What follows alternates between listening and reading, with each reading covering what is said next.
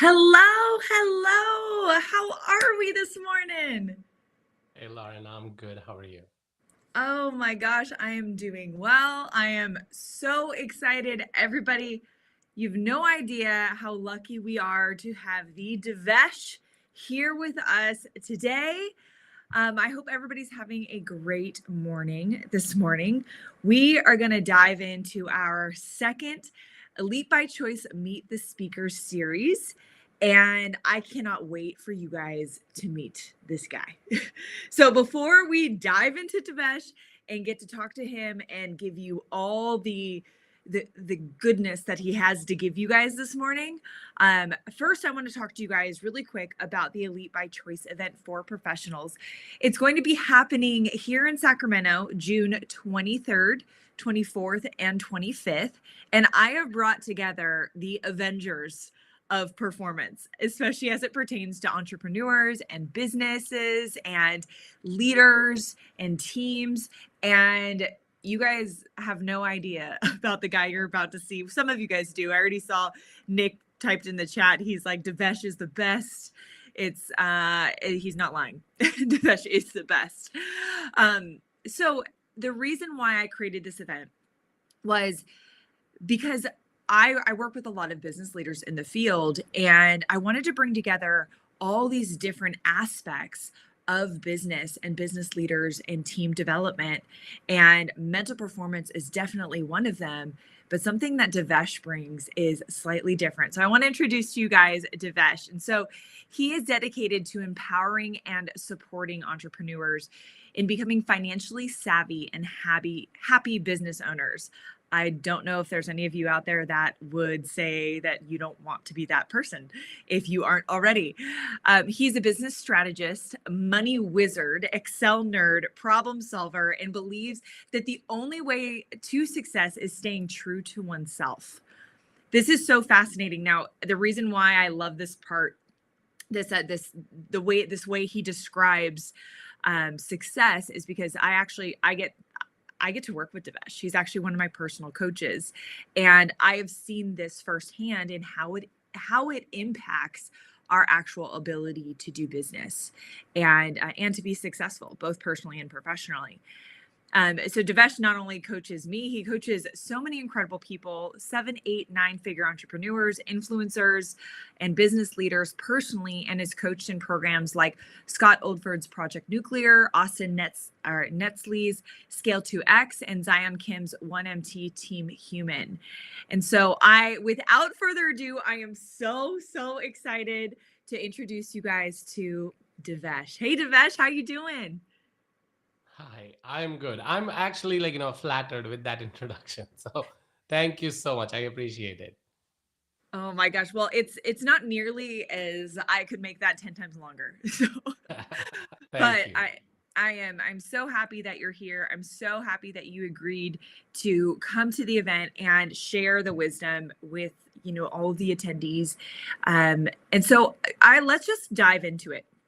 Right now, the market is facing so many different things, right? We're having to change faster because things are evolving quickly. So we're having to adapt quickly or risk being kind of like left in the dust. We're also having to squeeze out every ounce of our profit and our bottom line. And I think sometimes when we're in this position, it leads us into a position of scarcity. And so I'd love to hear your take on just what entrepreneurs, business leaders, and teams are dealing with that you're seeing right now. And what are a couple ways that you like to help them work through, looking at profit slightly differently? Yeah. So quite a few questions in there, right? So let's take one at a time. Um, First of all, yes, the change is happening. But when was it not happening? Change has always been happening. Like that's evolution. Like the results are what we are seeing today, but it is the outcome and result of something that has been evolving for a number of years, and if not forever, right? So for example, whether we talk about inflation, whether we talk about every other macroeconomics that has been going on, it did not just develop yesterday or the day before or the week before or the month before. It has been there, building up, day over day, week over week, year over year. And it's that same thing that we have to do to catch up with these things, right? So if you stay stuck in one place, or if you stay happy with that status quo, whatever you have got going for you right now, good or bad, then what you're doing is you're actually falling behind, because everything else is not waiting to change. Everything else is changing, just like the clock running, right? So the best way to deal with change is to continue to evolve with the changes. So the most recent example we saw so obviously is the digitization of the businesses, right? Where things like Zoom or all these wonderful technology that enable all of this, today, um, that was still there before pandemic. But how many businesses were feeling like, yeah, I should do it? Everybody was still doing conferences and other things that, that may have been or could have been done virtually as well. So that technology change was always there. Even the tool and training and tactics were available. But many of us business owners did not adopt to that technology change. So when pandemic happened and when there were shutdowns and lockdowns and all those kind of things, and we were forced to adopt, we are saying, oh, change is happening too fast. It didn't happen too fast. Zoom was there, WebEx was there, Teams were there, virtual events were there. Even, my that virtual glasses, were there, right? So that's one thing. But again, we shouldn't be falling victim to the whole idea of, oh, what was the best time to plant a tree? It was 20 years ago, so maybe not do it now. Well, the second best time is now.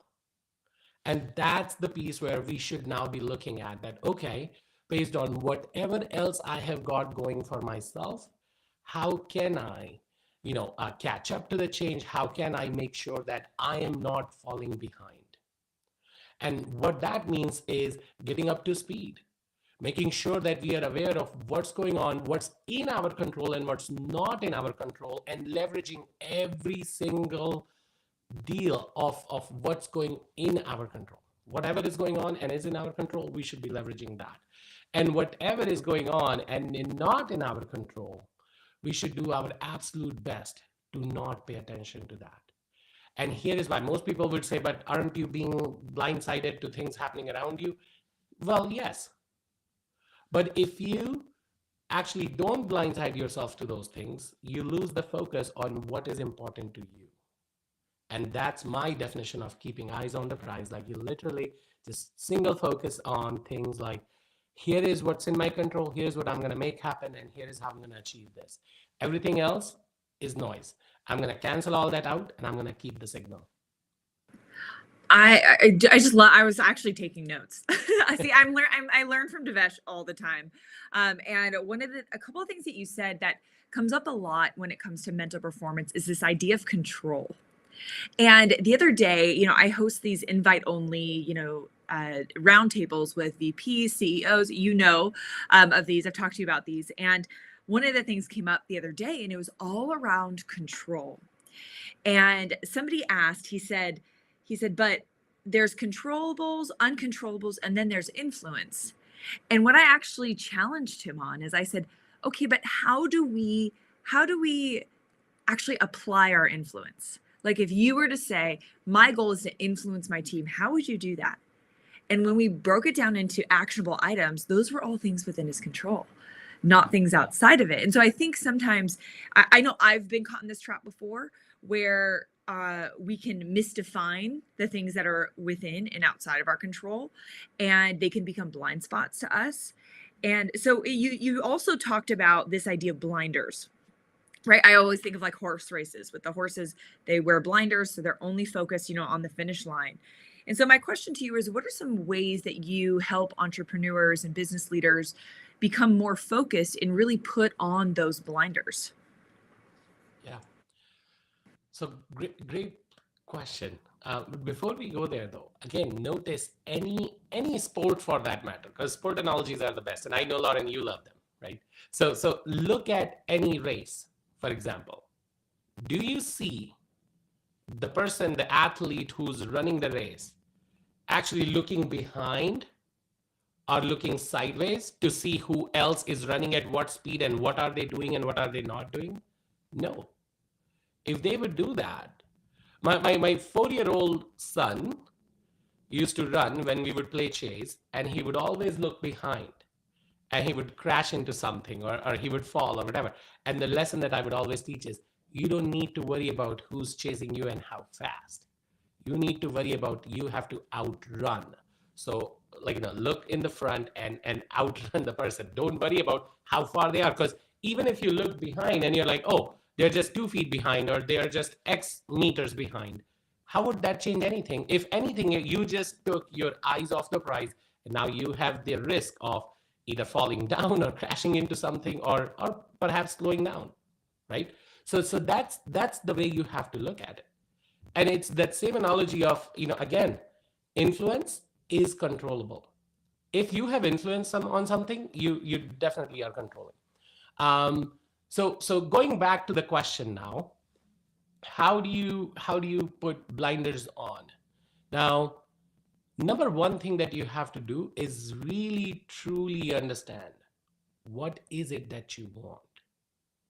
Most people, the reason why they are not focused is because they don't know what to focus on to begin with, right? So, for example, when we talk to entrepreneur CEOs, there is almost always a wish list, and there is nothing wrong with having the wish list. I also want this, and I also want that, and I also want that. And while there is nothing wrong with the wish list, if the wish list is too wide, you start to talk yourself out of harder decisions that you need to make. Think about it for a minute. When your wish list of everything that you want is too wide, you almost talk yourself out of the harder decisions that you need to make. So, for example, then the moment you have to talk about culture, and things start to get harder and harder in terms of defining, deciding, and doing things, making decisions for the sake of the culture of your organization, all of a sudden you pick profit from that wish list and say, well, but it's not going to be good for the profit. So you just pulled yourself out of a harder decision because your wish list was so long. But if you keep one focus, like the athletes are, again, perfect example. Their game is, I want to win this. As a result, I may get many things. I may get fame, I may get money, I may get whatever else. But the goal is to win. The goal is to beat every other contender who is in the race, in the game, whatever have you. As entrepreneurs, we need to have that. Whether you call it a North Star, True North, you call it the big why, I don't care what you call, but really truly know what is it that you're after. Because once you know it, that becomes the lens, that becomes the filter to cancel everything else out and be like, does this, whatever decision I'm going to make, whatever choices I'm making, whatever it is that I'm going to be about to execute on, does this get me an inch or a mile or hundreds of miles closer to where I'm going, what I want? I love that you're bringing this up. And as you can see, Michelle just wrote, this is way too relatable right now, focusing on exactly what I want. I love this. It is so true. And I think we can all relate to this. And, I've told this story before, but it reminds me of it. And it was the Ben Hunt Davis, who was the captain of the Australian rowing team. And one of the ways that he said actually led them to winning the gold for the first time in decades was they asked themselves one simple question. And it was, will this make the boat go faster? And so they would go, like, they wanted to go to the pub. Will it make the boat go faster? Unfortunately, no. So they wouldn't go. Will spending an hour on the rower, will it make the boat go faster? Unfortunately, yes. So they would do that. And so what they did is they created a filtration system based on the decisions they were making. And I think sometimes when we are in the moment and like you said, we're in the moment of our business, tensions are high, emotions are high, something goes wrong out of our control, and then suddenly we allow our emotions to take over without taking that step back, which a lot was what you're talking about. When you know what you want, when you know why you want it, and you have that like filter as to what it is that's going to help you get there, then we can make better decisions in the moment. So I absolutely love what you just said there, because I think it's so simple. If you look at companies like Nordstrom, why do you think their one rule for in their employee handbook is do the right thing? Yeah. It's their one rule. And I think a lot of times we get blinded, like you were talking about, by this outcome and wanting to achieve it right then, right there, that we will sacrifice the process to get it. And it can ultimately lead us down the wrong path long term. So, oh, I'm already loving this so much, but I definitely want to get to this part, because I think that this is something that you've immensely helped me with. And, originally I went to Devesh because I really wanted him to help me, build out the strategy of my company. And one of the things he's great at is strategy, business strategy. So I would kind of run these things by him, and inevitably, whatever I would come to him for, it's not what we would talk about. And I don't know if any of you guys have had that happen before, where you go in asking one thing and then suddenly somebody brings something else to your attention and goes, wait a second, there's a layer beneath that. And one of the things we were talking about is how to improve and increase profit. And you brought up some really interesting points that had to do with the systematic process you created around profit. And ironically, a lot of it had to actually do with psychology. So, what can you share about that? I know that you're going to dive into this topic at the event itself, but what can you share regarding that, around really the psychology of profit, and the way that you really like to look at it with the people you work with? Yeah, absolutely. So it's as unique as every individual that I work with. So for you, it was one thing. For the other person, it's another thing. Because um, you know, just reflect on this morning. Since you have got up, you have interacted with money without touching your credit card or without touching your wallet. That's how deeply connected money is to us. We grew up with certain stories and beliefs around money, right? And those beliefs are still playing out in our heads. So whether it was that money doesn't grow on trees, or it was money is evil, or money is the root of all evil, all these different things that we have been told, or you have to work very hard to earn the money, or all these different things. Those beliefs are what are truly coming in our way to make the money that we want to make today. So you may set a goal, for example, that I want to make $1 million. But if you are playing in your head that making $1 million is too difficult, nobody in my family has ever made $1 million, money is evil, any other variation of this, then there is a very good chance that despite how much work you are going to put in, despite how many webinars you're going to run, despite how many, and this is by no way, I'm not dishing on marketing, but think about it. No matter how hard you will work on whatever, it will be very difficult to hit that goal. And even if you did, you would actually lose it almost immediately. This is the number one reason. If you look at it, there are stats that lottery winners, a great majority of them, and I'm talking great majority, like almost 100% kind of great majority of them, end up losing their winnings within the first 18 months of their win. There are statistics around that people who have won these lotto max and all these different, like jackpots, they end up losing that money. And that's not because just, oh yeah, you got the money and you just splurged it on whatever. It's actually because they grew up with the belief of not having enough money. So they just could not play this, this new rich life, so to speak, for the lack of better term, in their being in the first place. So every limiting belief that they had around money played out the strongest in that next 18 months when they actually received it, right? which is why they just wanted to spend it. They just did not want to hold on to it. They just wanted to spend it as much as possible, as quickly as possible, right? And so that's the whole point. So for each one of us, money means so different, and our beliefs, our stories that we tell about money are so different. I was reading the other day this book called Happy Pocket Full of Money. And one sentence really stood out to me. It said, wealth is abundance expressed. And think about it for a second. Most of us have definition of wealth around maybe a fancy car. And I, again, not punching on fancy cars. I have a fancy car, right? So because that's what I value, right? Like nice home, nice equipment, nice whatever, right? Vacations, all that. But, is it truly the wealth? And I would argue no, right? Because wealth to me is the ability and the freedom to do what I want to do, how I want to do, when I want to do, with who I want to do. And at the same time, be able to make a difference, make an impact. Because I can make the same amount of money doing whatever else, you know.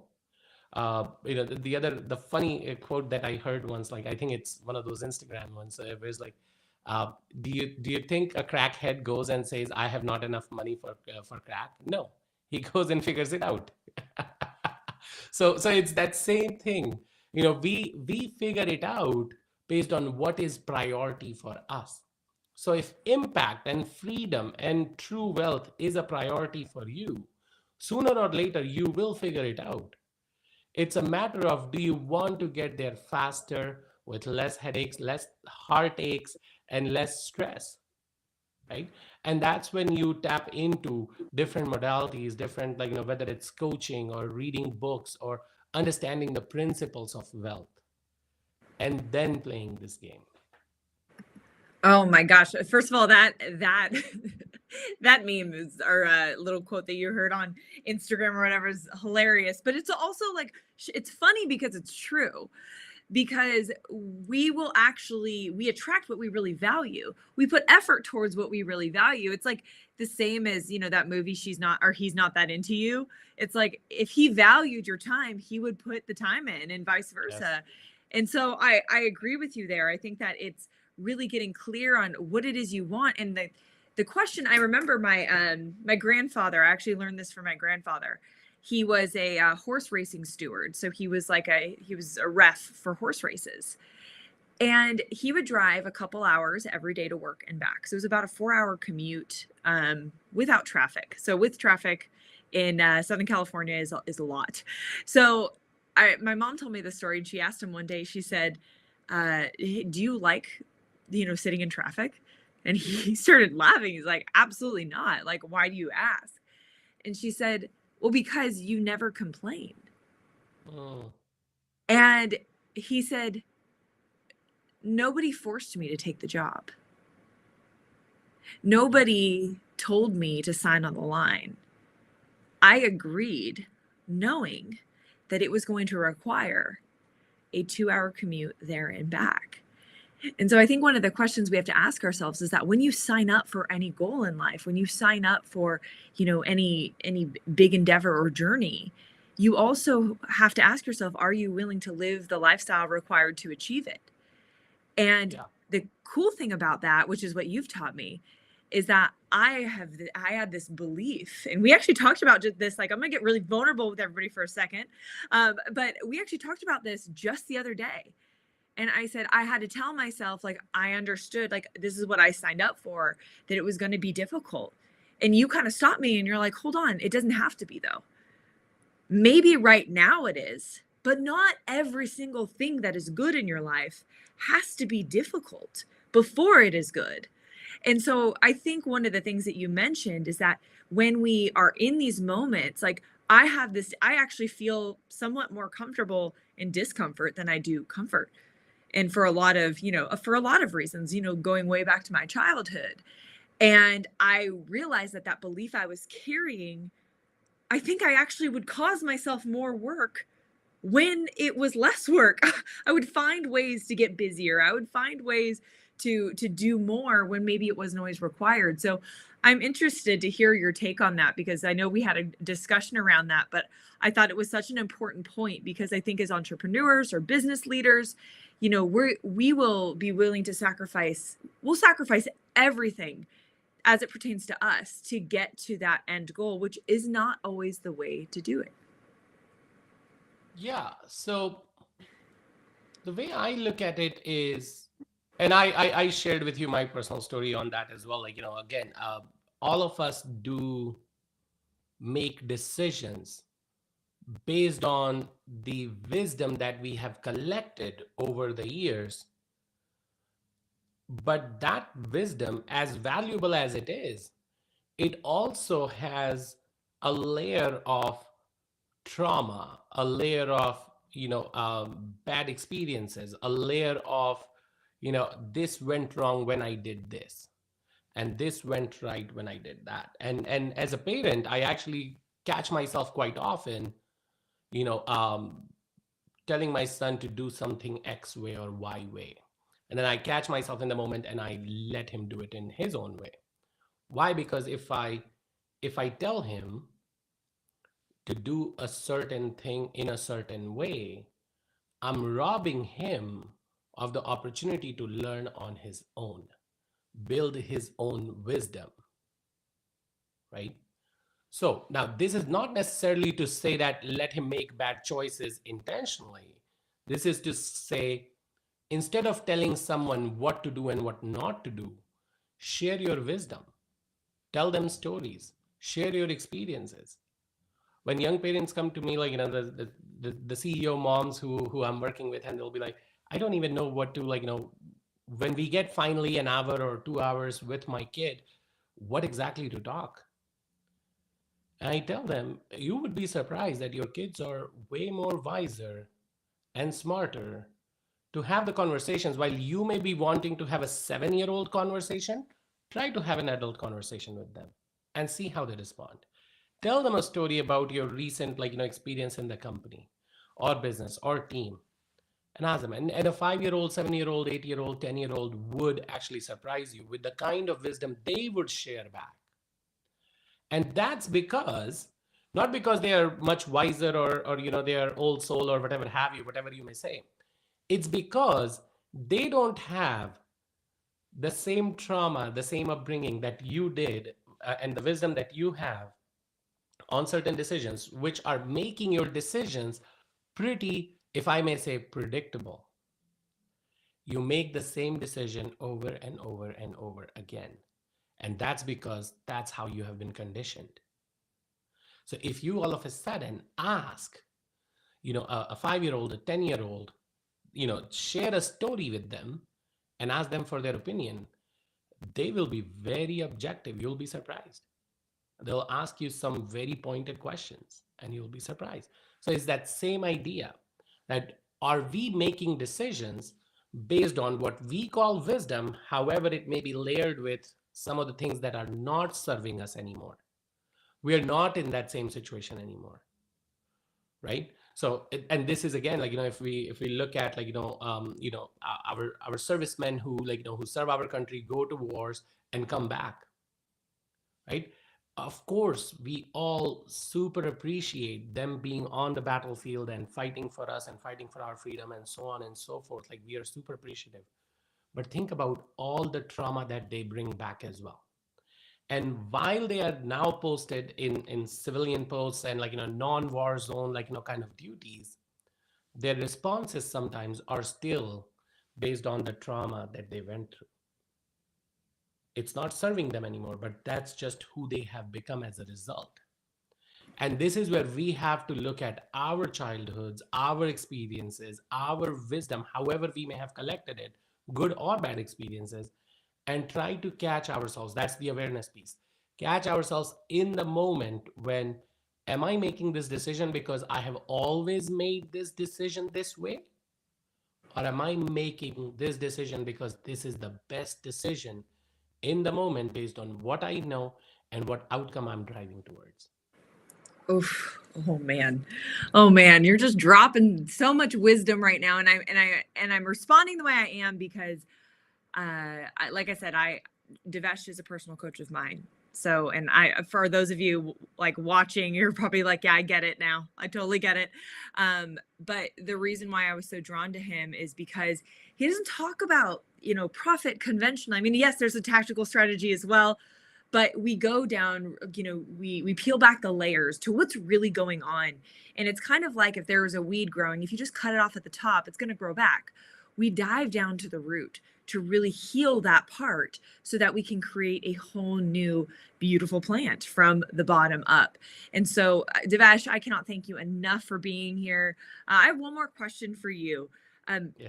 what are you most looking forward to at the Elite by Choice event in June? My answer always to these events is the same. It is the people, the connection, the camaraderie. You bring together such amazing high performance, like CEOs, entrepreneurs together. And I live in a very small town in Canada, in Calgary. So networking, meeting the like-minded people and high performers is is an amazing experience, no matter where and when it happens. So my number one thing that I'm looking forward to is just meeting all these wonderful people that you're putting together. Oh man. Well, thank you so. And I don't know if you guys heard that. Yeah, he's traveling all the way from Canada to be with us in June. It's going to be amazing. You're not going to want to miss it. Devesh is one of 6 incredible people that we are bringing together. Last week we talked to Nick Cavuto, who, by the way, introduced me to Devesh. And the next week we are going, or actually pretty soon, we're going to talk to Travis Thomas and many others. So thank you guys all for tuning in. If you want to apply for your ticket to join us, you can at laurenjohnsonandco.com/EBC. We are so looking forward to seeing you guys there. Thank you again, Devesh. I appreciate you being here with us this morning. Absolutely. What an honor. Thank you so much, Lauren. All righty. Take care, everybody. Have a